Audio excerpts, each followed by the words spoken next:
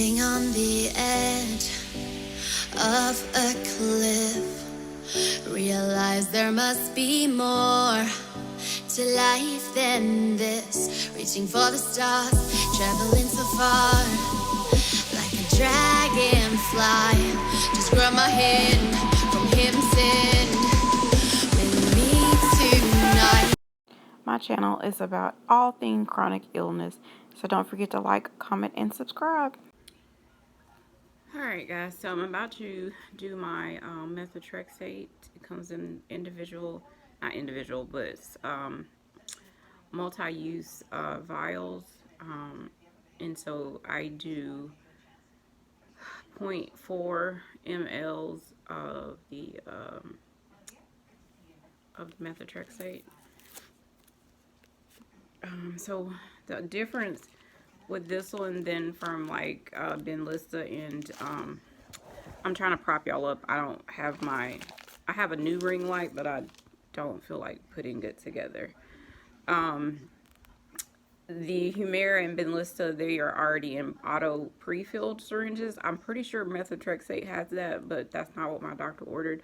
So I have to just use a TB syringe, and I have my alcohol pad. And you always have to clean the stopper, and then you draw your I'll draw the needle back till I get down to 0.4, and then you pop your cap off. I've had different caps, so you push all of the air in, then you flip it,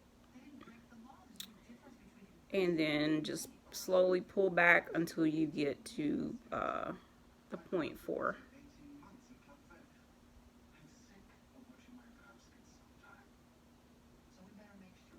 There you go. Don't do as I do. You're not supposed to recap, but I'm doing that because I have to reposition the camera so you guys can see. Last week I did it in my right side of my abdomen, so today I'm gonna just do it in my left for filming purposes.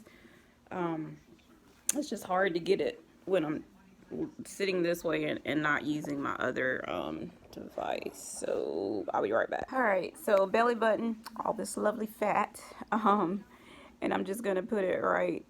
You need to be at least 1 inch away from your belly button, so just use the alcohol swab, and I pinch my skin, bevel up, and that's the little opening within your needle. 1, 2, 3. I draw back just to make sure that there's no blood. And you push and come out. And that's it. I do have to get another sharps container. Mine is like, I already sent one back that I was using for Humira because they have an actual program, which I think is awesome, that they give you your free sharps container. So I just need to order a new one from Amazon because the ones in the store, they're the little itty bitty ones and they get full too quick. Whew, I'm out of breath. I'm gonna have to take some Benadryl, even though I took some last night, because I just don't really feel the best. So right now I had a slice of pizza, and I'm gonna have some Ritz, and just rest for the rest of the day. Good morning, good morning. Everyone is doing well.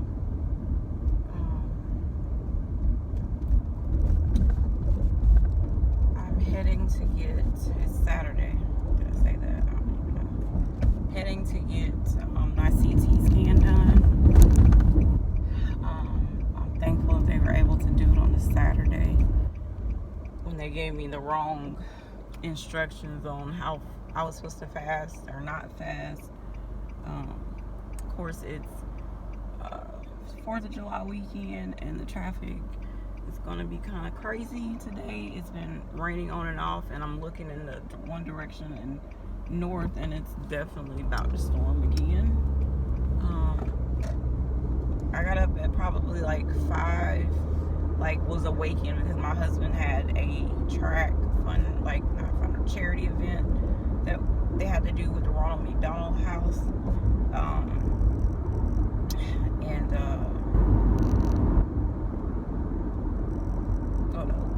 So I dozed back off for like 20 minutes and I woke on back up because I could eat something until 7. So I just ate some crackers because when I get up in the morning, the first urine of the morning is like the worst for me with the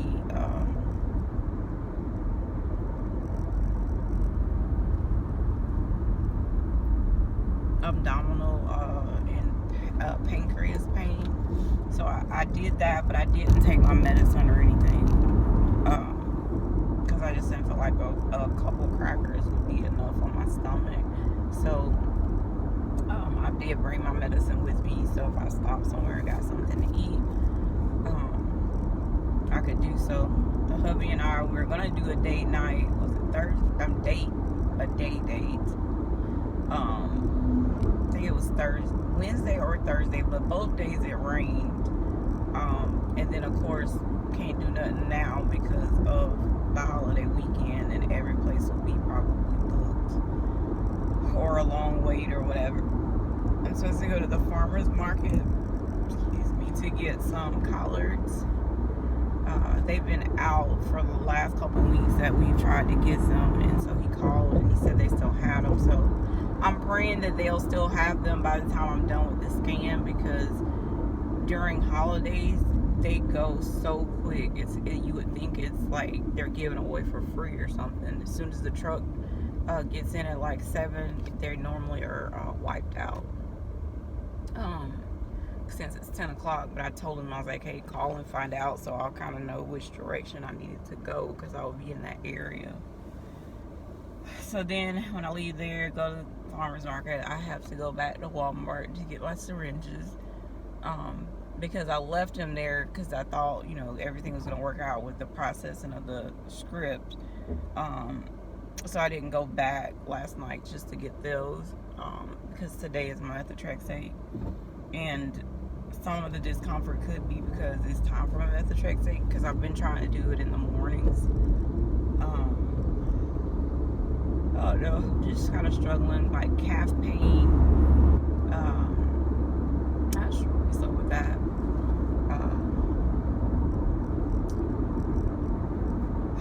But yeah, I just wanted to give you guys an update. I'll come back. Like I said, the lady was saying that I should just have to get, they'll scan me first, do the IV, and then partial scan, and then let some more dye go in, and then the finishing up the scan. So I would think it wouldn't take but maybe 30-40 minutes. But I'm going a little bit early, so hopefully they can see me a lot sooner.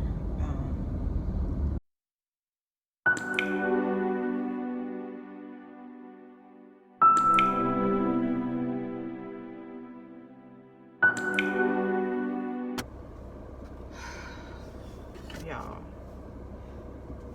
it's now almost 1:30. I got here at like 10:30. I'm so aggravated, and I will be calling the admin people. Nobody was mean, but it's just like poor communication for me to have to move appointments. That's the first problem. Number 2, when I parked on the direction where they told me to go, which is on the opposite side of the hospital, like the main entrance. Then I get there, have to park all the way, even though I had a handicap, but it was so far. And then by the time I made it inside, because they don't have valet parking on the weekend,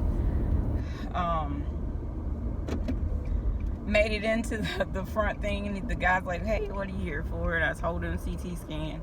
Sorry, you gotta go check in at the Avery Street location.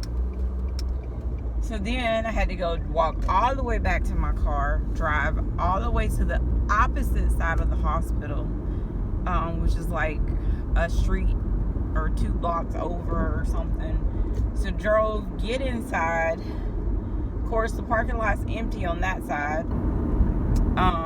find a handicap closer, get in, and then the girl was like, yeah, I apologize that they told you that, but she said it's kind of strange because you register here, but you still got to go back to the hospital to get the scan. So after registering, I had to walk so freaking far to get to the CT department. Get to the CT department, tell the lady I'm there for the CT scan. She gets me, checked in, do her paperwork. Then she's like, you ready? I had to walk more. I was like, this is just too much. Like, my lungs are already painful and I'm just tired. I'm frustrated. Then, of course, my veins are always whatever. My veins looked great before I had to walk a country mile and be out of breath. So then the guy stuck me, so I had to get 3 sticks. The guy stuck me once because they called the IV team like 3-4 times and they never showed up initially. So he gets it in, and then it's no flash.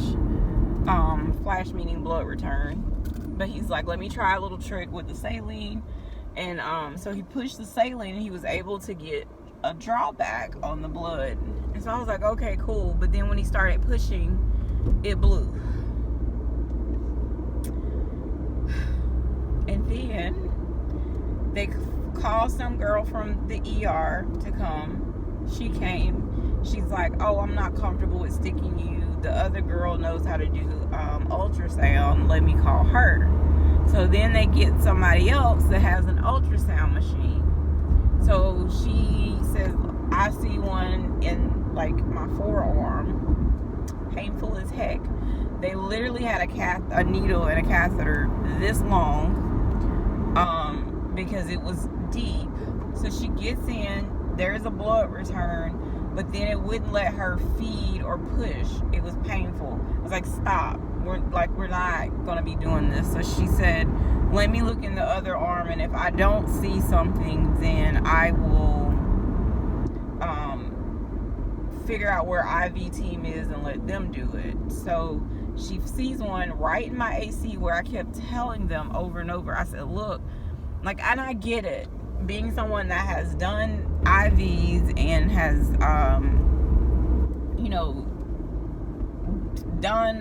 drawing blood, I get it. Sometimes you're not comfortable if you don't feel it. But also listen to your patient if they're telling you that it's there. It's just between a tendon and it's deep.